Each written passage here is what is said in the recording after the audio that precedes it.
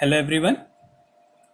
जो हमारा third unit चल रही है magnetic effect of current and magnetism, उसका फिफ्थ चैप्टर है अब magnetism and matter.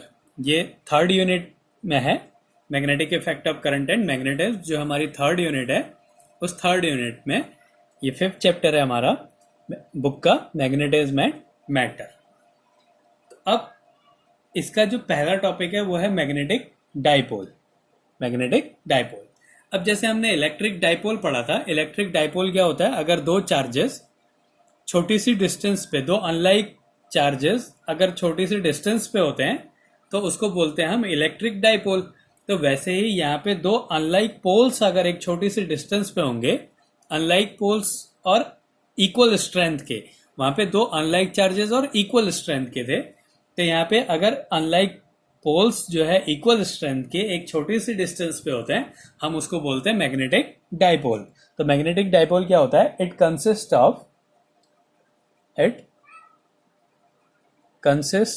Of two unlike poles,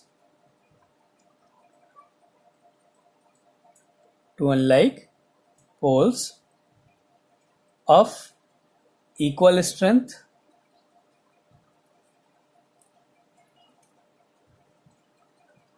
जो स्ट्रेंथ होगी उसके पोल की स्ट्रेंथ, इसको हम स्मॉल m से रिप्रेजेंट करते हैं। Equal strength separated by a small distance, separated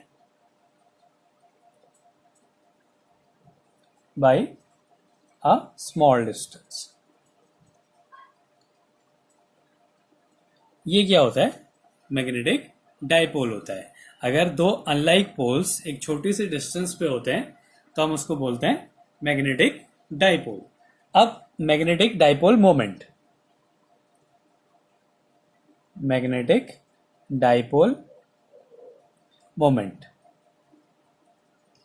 अब जैसे इलेक्ट्रिक डाइपोल मोमेंट होता था, वो क्या होता था? एक चार्ज और उनके बीच का डिस्टेंस, जो चार्ज की स्ट्रेंथ है इंटू उनके बीच की जो डिस्टेंस होती थी, उसको बोलते हैं इलेक्ट्रिक डाइपोल मोमेंट।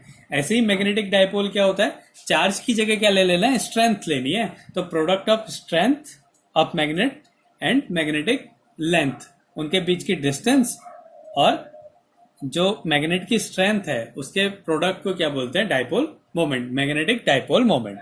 तो मैग्नेटिक डाइपोल मोमेंट क्या है? Product of strength of magnet, strength of magnet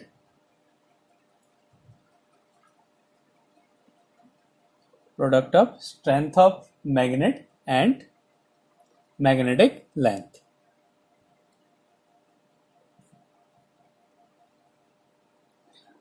तो इसको हम कैपिटल एम से रिप्रेजेंट करते हैं। स्ट्रेंथ को जो है, जो डाइपोल की जो पोल्स हैं उनकी स्ट्रेंथ को एम से रिप्रेजेंट करते हैं, और डाइपोल मोमेंट को कैपिटल एम से रिप्रेजेंट करते हैं। ये होता है उसकी स्ट्रेंथ इनटू उसके बीच का डिस्टेंस। तो ये हो गया मैग्नेटिक डाइपोल मोमेंट। ये एक बार मैग्नेट के लिए है।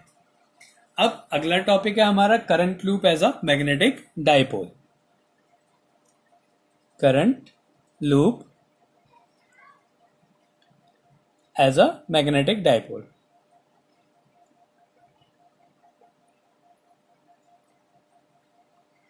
जो करंट लूप होती है, एक करंट सर्कुलर लूप है जिसमें करंट फ्लो हो रहा है, वो डाइपोल की तरफ बिहेव करता है। इसमें हमें इसको देखना है। तो एक लूप लेते हैं, जैसे माना ये एक लूप है, ये एक लूप है। अब इसमें जो करंट की डायरेक्शन है वो माना ऐसी है, इस डायरेक्शन में करंट फ्लो हो रहा है। ये लूप में इस डायरेक्शन में करंट फ्लो हो रहा है ऐसे। तो अगर मैं इसको एक साइड से देखते हैं, हम इस साइड से अगर देखते हैं तो हम, ये करंट की डायरेक्शन है, मतलब करंट कैसे फ्लो हो रहा है? क्लॉकवाइज डायरेक्शन में फ्लो हो रहा है। और अगर हम इसको इस डायरेक्शन से देखते हैं, इस डायरेक्शन से देखते हैं, तो इसकी डायरेक्शन ऐसी है। मतलब अब जो करंट है वो कैसे फ्लो हो रहा है? एंटी क्लॉकवाइज डायरेक्शन में फ्लो हो रहा है। ऐसे कैसे फ्लो हो रहा है? Anti clockwise direction. और इधर से अगर हम देखें तो वो कैसे फ्लो हो रहा है? क्लॉकवाइज डायरेक्शन में फ्लो हो रहा है। तो मतलब कि एक ही कॉइल में जो डायरेक्शंस हैं, एक यहां पे क्लॉकवाइज दिख रहा है और यहां से एंटी क्लॉकवाइज दिख रहा है। तो इसका मतलब ये क्या है, एक डाइपोल की तरह बिहेव करता है, जिसके जो दो पोल्स हैं, एक नॉर्थ पोल हो जाएगा और एक साउथ पोल हो जाएगा। तो ये क्या है, एक मैग्नेट की तरह बिहेव कर रहा है। तो ये है current loop as a magnetic dipole. अगर वहां पे साउथ, जो अगर क्लॉकवाइज डायरेक्शन में करंट फ्लो हो रहा है तो साउथ पोल बनेगा, और अगर एंटी क्लॉकवाइज डायरेक्शन में फ्लो हो रहा है तो वहां पे नॉर्थ पोल बन जाता है। तो इस तरीके से हम बता सकते हैं कि जो एक करंट, जो लूप है, करंट लूप, वो एक मैग्नेटिक डाइपोल की तरह बिहेव करता है।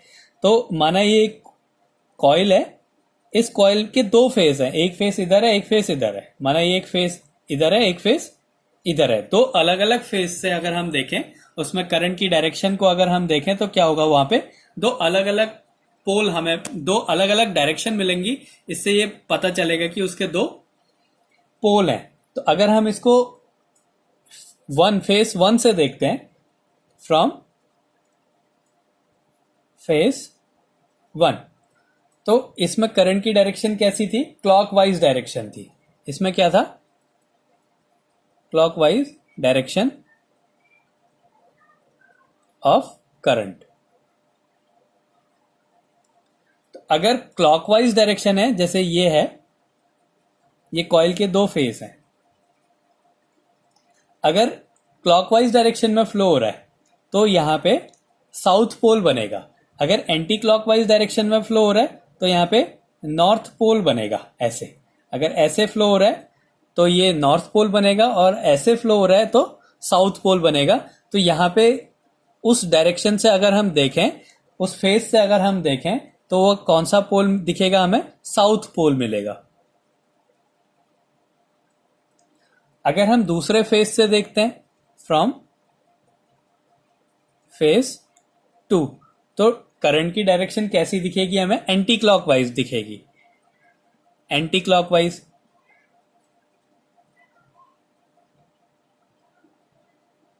एंटी क्लॉकवाइज, और एंटी क्लॉकवाइज डायरेक्शन है तो कैसा पोल हो जाएगा वहां पे, नॉर्थ पोल हो जाएगा। तो इससे ये पता चलता है कि जो एक करंट लूप है वो किसकी तरह बिहेव करती है, एक डाइपोल की तरह बिहेव करती है, जिसमें क्या होते हैं, दो अलग अलग पोल्स होते हैं बहुत छोटी सी डिस्टेंस पे। तो क्या हो गया, एक डाइपोल हो गया। अब करंट, ये तो था डाइपोल मोमेंट एक बार मैग्नेट के लिए, तो एक करंट कैरिंग लूप है तो उसका मैग्नेटिक डाइपोल मोमेंट क्या होता है। तो जो करंट कैरिंग लूप है उसके लिए जो मैग्नेटिक डाइपोल मोमेंट होता है, magnetic dipole moment,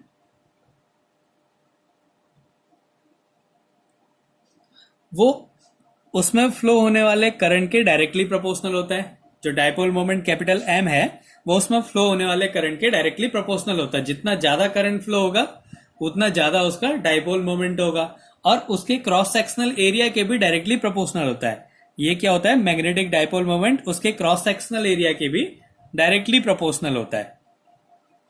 cross sectional area, तो ये होता है उसमें फ्लो होने वाले, उस लूप में फ्लो होने वाले करंट के भी डायरेक्टली प्रोपोर्शनल होगा और उसके क्रॉस सेक्शनल एरिया के भी डायरेक्टली प्रोपोर्शनल होगा। तो यहां से क्या मिला कि जो मैग्नेटिक डाइपोल मोमेंट है वो प्रोपोर्शनल हो गया आई ए के। तो इस प्रोपोर्शनैलिटी कांस्टेंट को हटा के हम एक कांस्टेंट वैल्यू यूज करते हैं जो कि 1 होती है यहाँ पे। तो यहाँ पे m इक्वल्स टू होता है आई ए। ये तो होता है एक लूप के लिए, अगर एक ही टर्न है उसमें। अगर n टर्न्स हैं तो जो मैग्नेटिक डाइपोल मोमेंट होगा वो होता है n आई ए। तो ये होता है मैग्नेटिक डाइपोल मोमेंट। अगर करंट कैरिंग लूप है तो उसके लिए मैग्नेटिक डाइपोल मोमेंट की वैल्यू होती है NIA। और अगर एक बार मैग्नेट है जिसके दो पोल्स हैं, उनके बीच का डिस्टेंस 2L है, तो उसका जो डाइपोल मोमेंट होगा वो होगा m इंटू 2L। तो ये टॉपिक्स हैं। इसमें क्या था, मैग्नेटिक डाइपोल। मैग्नेटिक डाइपोल क्या है, अगर एक मैग्नेट है बहुत छोटी सी डिस्टेंस पे, दो उसके पोल है, एक नॉर्थ पोल और एक नॉर्थ पोल, एक साउथ पोल, और उसके बीच का डिस्टेंस अगर 2L है, बहुत छोटा सा डिस्टेंस है, ये इसके पोल हैं जिनकी स्ट्रेंथ m है, तो ये एक डाइपोल हो गया। और यही डाइपोल मोमेंट क्या होता है, स्ट्रेंथ और उनके बीच की डिस्टेंस को डाइपोल मोमेंट कहते हैं। तो एक करंट कैरिंग लूप को दो अलग अलग जगह से देखें तो उसमें करंट की दो अलग अलग डायरेक्शंस दिखती हैं, जिसके कारण उसमें दो अलग अलग फेस, दो अलग अलग पोल्स होते हैं। इसलिए जो करंट कैरिंग लूप है वो एक डाइपोल की तरह बिहेव करती है, जिसका डायपोल मोमेंट जो होता है NIA होता है। जैसे इलेक्ट्रिक डायपोल मोमेंट में, अगर हम इलेक्ट्रिक डायपोल मोमेंट और मैग्नेटिक डायपोल मोमेंट को देखें तो पहले हमने पढ़ा था इलेक्ट्रिक डायपोल मोमेंट, और फिर बाद में है मैग्नेटिक डायपोल मोमेंट। तो इलेक्ट्रिक डायपोल मोमेंट में हमने डायपोल मोमेंट को किससे रिप्रेजेंट किया था? P से रिप्रेजेंट किया था। यहां पे हम डायपोल मोमेंट को रिप्रेजेंट करेंगे M से। वहां पे हम चार्जेस को लेते थे, चार्ज की स्ट्रेंथ को लेते थे Q। यहां पे हम क्या लिखेंगे? जो पोल्स हैं उनकी स्ट्रेंथ को लेंगे, वो होता है M। वहां पे जो लेंथ था उसको हम 12 ले लेते थे, यहाँ पे भी जो लेंथ होगी वो 12 हो गया। तो यहां से जो डायपोल मोमेंट की वैल्यू आ गई P इक्वल्स टू हो गया Q इंटू 2L। और मैग्नेटिक डायपोल मोमेंट में M इक्वल्स टू क्या हो जाएगा? M into 2L। तो Q को रिप्लेस कर देना है M से और P को रिप्लेस कर देना है हमने कैपिटल M से। डायपोल मोमेंट कैपिटल M, और जो स्ट्रेंथ है वहां पे चार्ज लेते थे, यहाँ पे हमने क्या लिख देना है? उसकी स्ट्रेंथ को लिख देना है, बीच का डिस्टेंस सेम है। तो ये होता है मैग्नेटिक डायपोल मोमेंट।